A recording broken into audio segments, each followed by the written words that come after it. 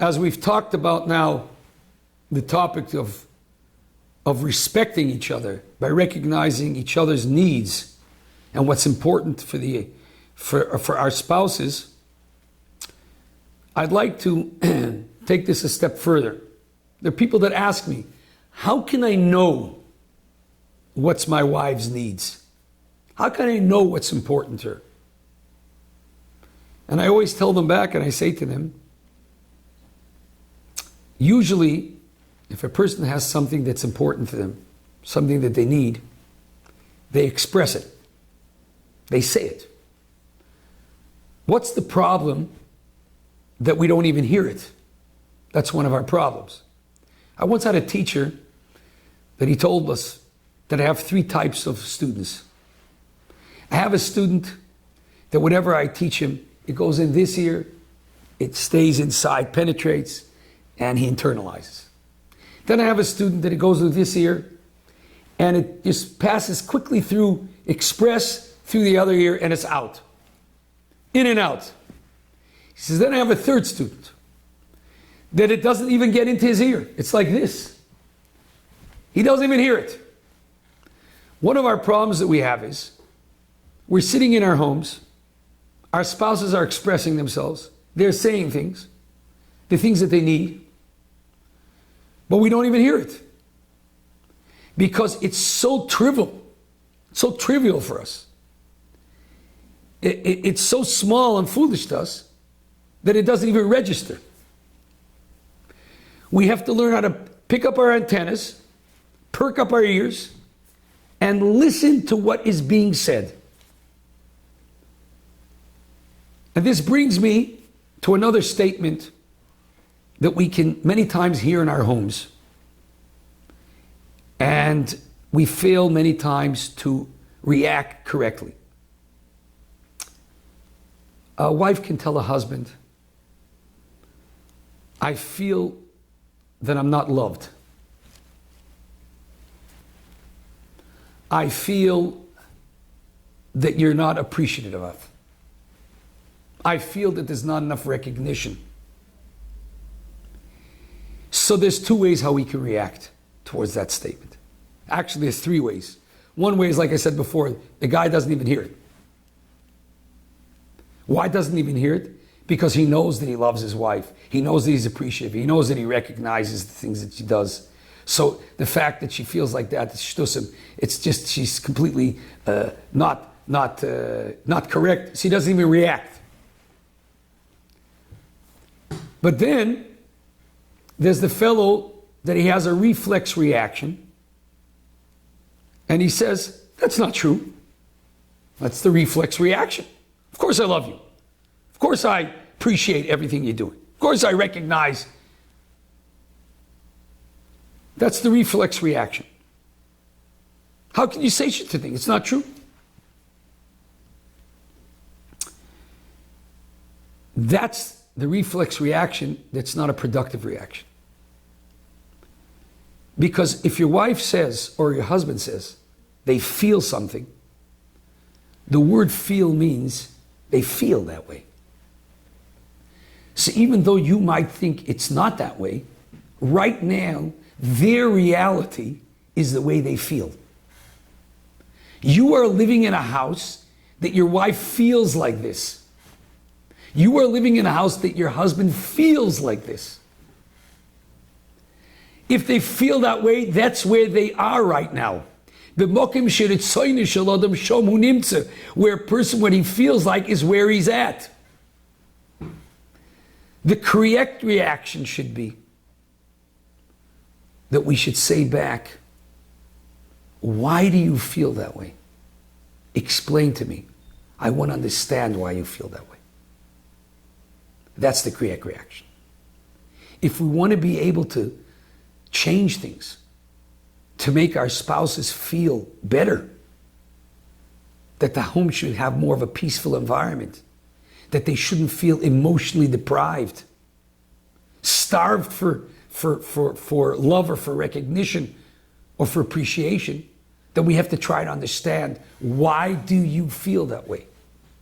So even though I might feel that I'm giving enough love I'm giving enough recognition. I'm giving enough appreciation. But obviously, if your wife says to you that she feels differently, that's what she feels. So we have to try to understand, why do you feel that way? Because when we begin to understand why they feel that way, we might be able to repair things. We might be able to change very easily, and they'll feel a lot better. So by me, when I sit sometimes with couples on Shalom Bayis, and I hear a wife saying in the session, I feel like this and I feel like that, or the husband says I write down, I feel like this, I feel like that. I make sure that I put down what they feel, because what they feel is where they are at. And that's the atmosphere that they're giving off in the house. And that's what the children are picking up. And that's the environment that everyone's living in, the way the person feels. So it is very important to hear how they feel. And I'm not in a courtroom that I have to defend myself right now. And if I'm going to be guilty or not guilty. I'm here to be able to understand why they feel that way, and if there's something that I can do to change that. Maybe there's also something that I can explain that they'll be able to understand. But also, to be able to understand them, to be able to see if there are things that I can do to change the way they feel about it. And I want to give you an example. I met a couple. They were married for about 4 or 5 months it was. A young married couple.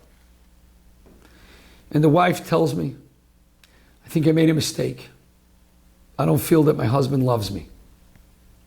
So I said to her, can you please give me an example or two?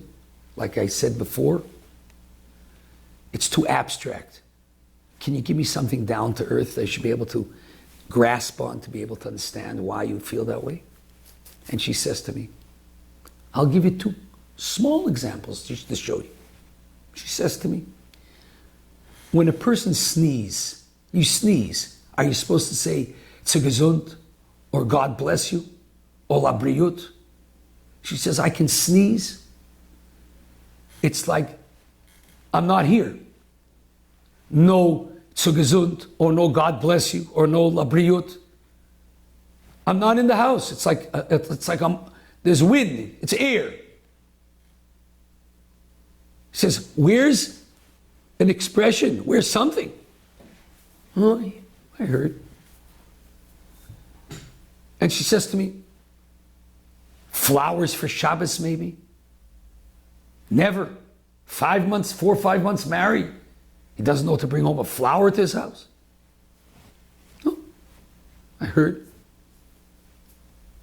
I didn't say back Narishkeit, foolishness, trivial. I didn't say that. Like we spoke before. I heard. And then I turned to the husband and I said to the husband, tell me, in the house that you grew up in, your family, when somebody sneezed,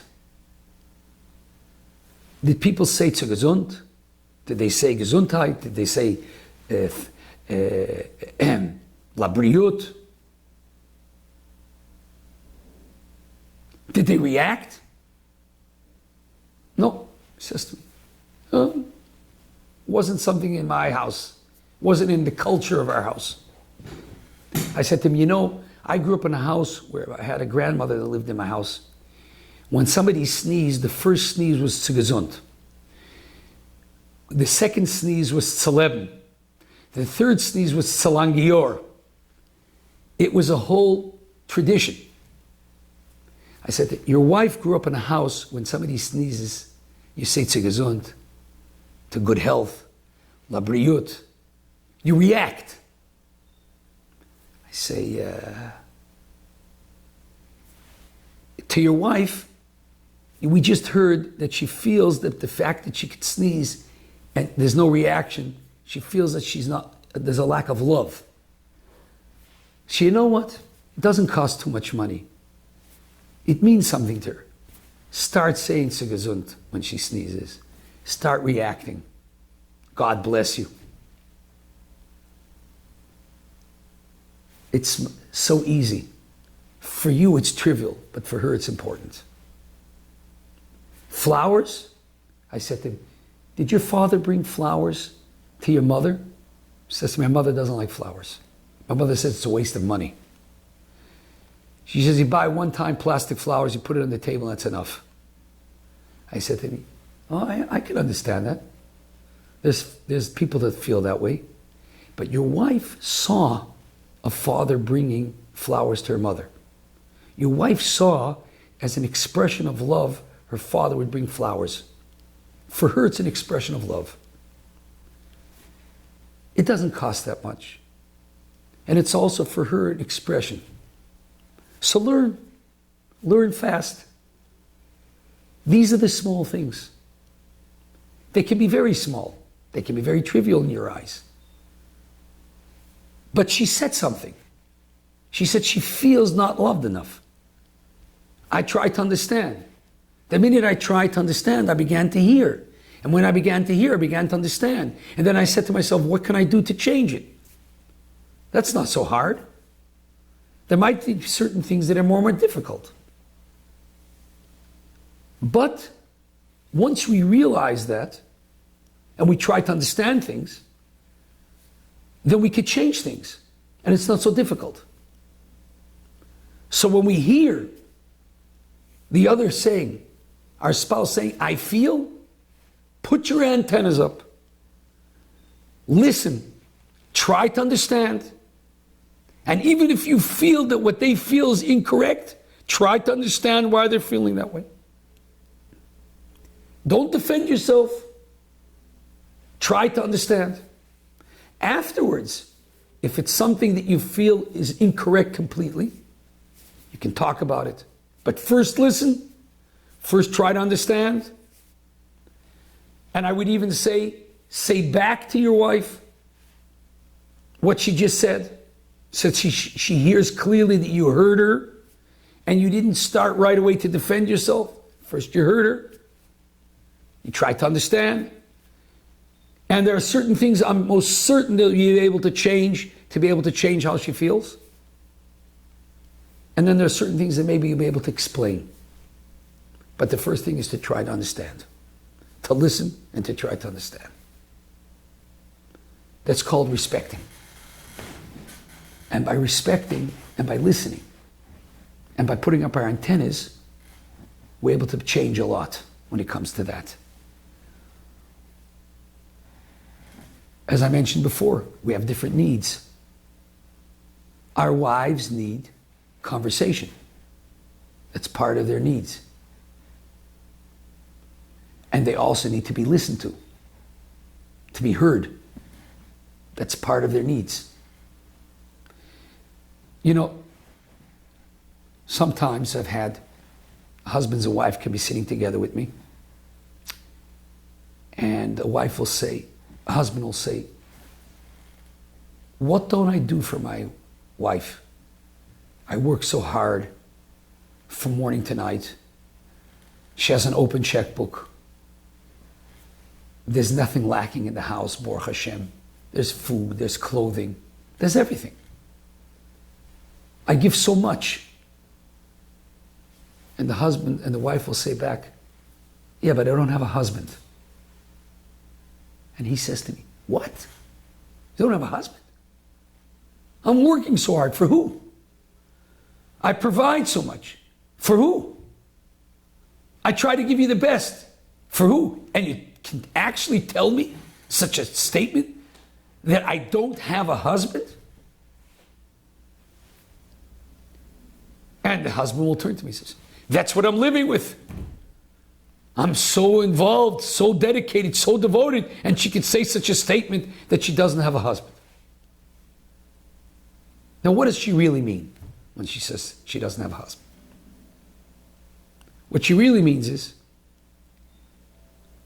is that although that you provide for me, and although that you work hard,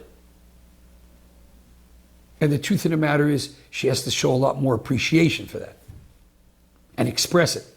That's a different story, which we'll talk about soon. But although that you're doing all of that for her, There are certain basic needs that she needs from you as a husband. She needs a partner. She needs somebody that she can talk to. She needs somebody that's going to listen to her. She needs somebody that she can share her life with. When she says she doesn't have a husband, it means what she's really saying is the things that are important to me, that I need, you're not providing. You might be giving a lot, but there are certain things that are basic needs that I need as a wife that you're not giving to me. And that's why I feel they don't have a husband. We don't have time to talk together. We never sit down and share. We're not listening enough to her. That's what she really means. So we could be giving. We could be providing. But not necessarily are we giving and providing what our spouse really needs. Or their basic needs. Or things that are important to them. So they can be emotionally starved. Because they're lacking those basic needs. So instead of don't have a husband, that's a terrible statement to say. How can you say such a thing? And so on, as we talk about the reflex reaction. There's the more understanding reaction. Why do you feel that way? What's missing?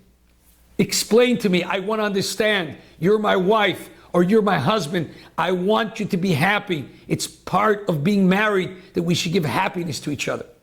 I want to provide what you need.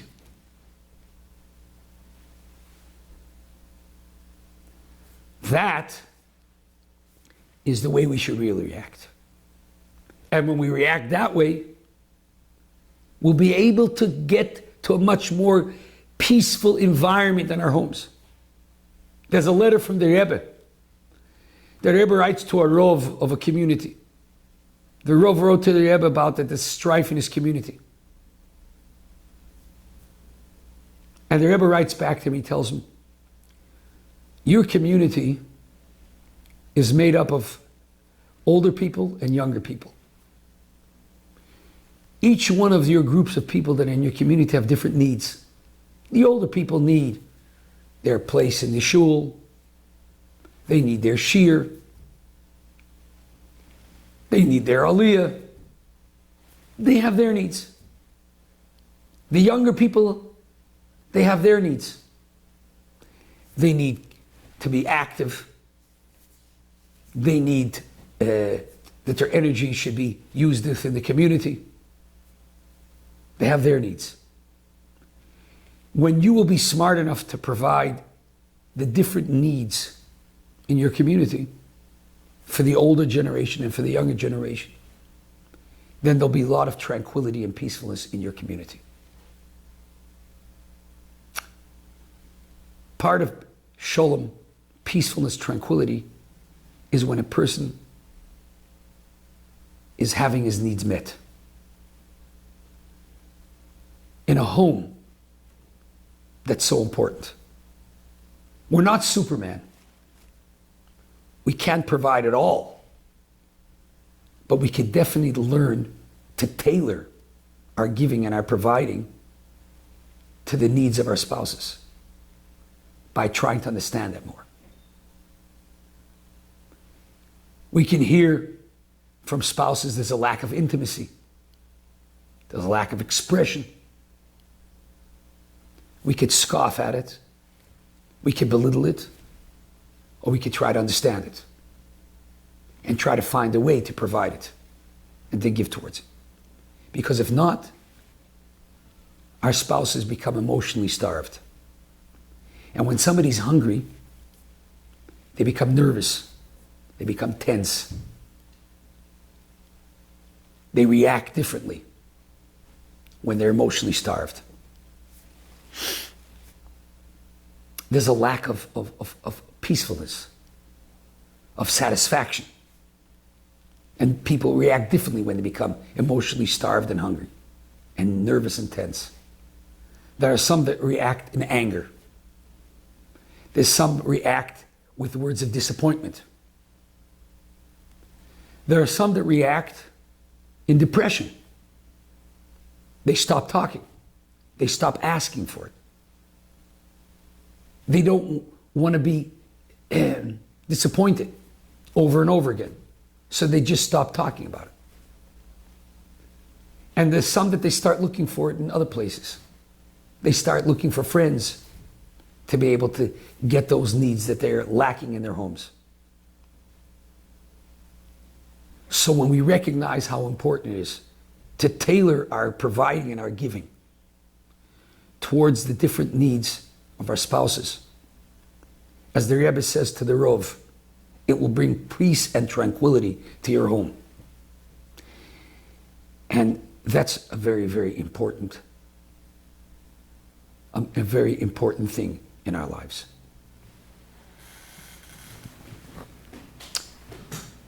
Words of recognition, words of appreciation. In all aspects, what goes on in a house. Thanking for the things that are being done in the house. A Shabbos meal that is prepared, it takes a lot of effort. A thank you. Words of recognition. Not just a general thank you. To go into the details. If it's the fish, if it's the salads, if it's the soup, if it's the kugel, why not? Somebody took a lot of time for it. We tend to suffer many times from the man syndrome, I call it. The man fell from the heaven. It was unbelievable when it first fell. We were so happy. Falling bread from heaven. But then after a while, we got used to it. And then we started to complain. Instead of realizing every day that there's man falling from heaven, we started to complain about it. Many times it's the same thing in our homes. I remember when I first got married, after the Sheva Brachas, my wife turns to me and she asks me, "So what would you like to eat?" And I looked at her. You know, in the 8 years that I was in yeshiva, no one asked me what I like to eat. So I said, "What do you mean?" She says, "What do you like? Do you like fish? Do you like chicken? Do you like beef? Like turkey?" I said, "Boy, I got to think about that. It's the first time somebody's asking me after about 8 years, what do I like to eat?" That was very, very exciting. And very warming. Somebody really wants to know what I like to eat. But what happens after a couple of months or a couple of years? That's automatic. We forget that the man is falling from heaven. The clouds of glory took care of laundering our clothes. We get up in the morning, there's fresh clothes. There's somebody who to thank. We've got the clouds of glory in our house. But we begin to just take everything for granted. Everything's automatic. There's a lack of recognition. There's a lack of appreciation. Somebody is working on it. Somebody is going to the trouble to do it. Somebody's taking time. We have to recognize that. You know, I once heard from the chief rabbi of Rehovot, Rabbi Cook, once told me, I was having a conversation with him, and he said to me, "Why is it when you